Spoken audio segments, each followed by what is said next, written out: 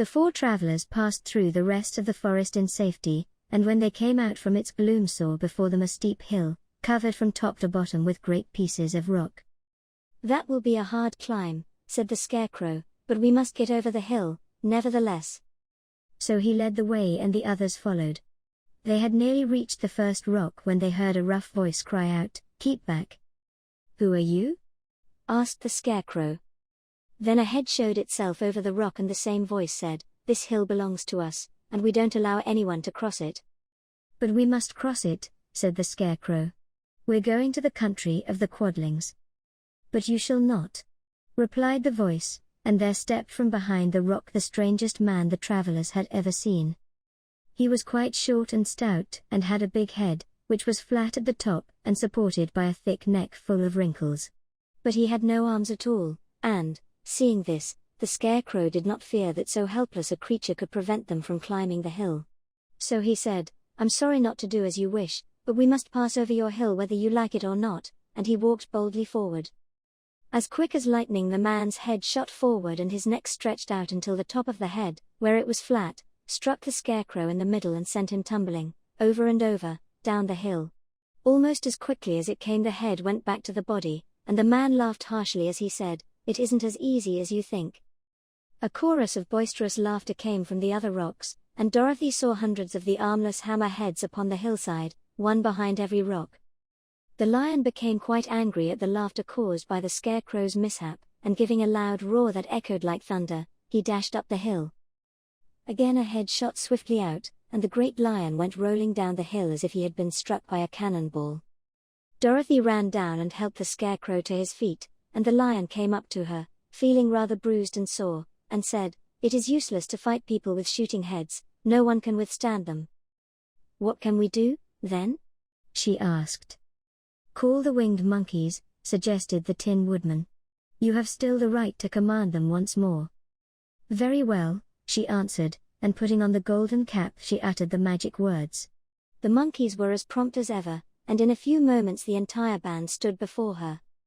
"What are your commands?" inquired the king of the monkeys, bowing low. "Carry us over the hill to the country of the Quadlings," answered the girl. "It shall be done," said the king, and at once the winged monkeys caught the four travelers and Toto up in their arms and flew away with them. As they passed over the hill the hammerheads yelled with vexation, and shot their heads high in the air, but they could not reach the winged monkeys, which carried Dorothy and her comrades safely over the hill and set them down in the beautiful country of the Quadlings. "This is the last time you can summon us," said the leader to Dorothy, "so goodbye and good luck to you." "Goodbye, and thank you very much," returned the girl, and the monkeys rose into the air and were out of sight in a twinkling. The country of the Quadlings seemed rich and happy. There was field upon field of ripening grain, with well-paved roads running between, and pretty rippling brooks with strong bridges across them. The fences and houses and bridges were all painted bright red, just as they had been painted yellow in the country of the Winkies and blue in the country of the Munchkins. The Quadlings themselves, who were short and fat and looked chubby and good-natured, were dressed all in red, which showed bright against the green grass and the yellowing grain. The monkeys had set them down near a farmhouse, and the four travelers walked up to it and knocked at the door. It was opened by the farmer's wife, and when Dorothy asked for something to eat the woman gave them all a good dinner, with 3 kinds of cake and 4 kinds of cookies, and a bowl of milk for Toto. "How far is it to the castle of Glinda?" asked the child. "It is not a great way," answered the farmer's wife. "Take the road to the south and you will soon reach it." Thanking the good woman, they started afresh and walked by the fields and across the pretty bridges until they saw before them a very beautiful castle. Before the gates were 3 young girls, dressed in handsome red uniforms trimmed with gold braid, and as Dorothy approached, one of them said to her, "Why have you come to the South Country?" "To see the good witch who rules here," she answered. "Will you take me to her?" "Let me have your name, and I will ask Glinda if she will receive you." They told who they were, and the girl soldier went into the castle. After a few moments she came back to say that Dorothy and the others were to be admitted at once.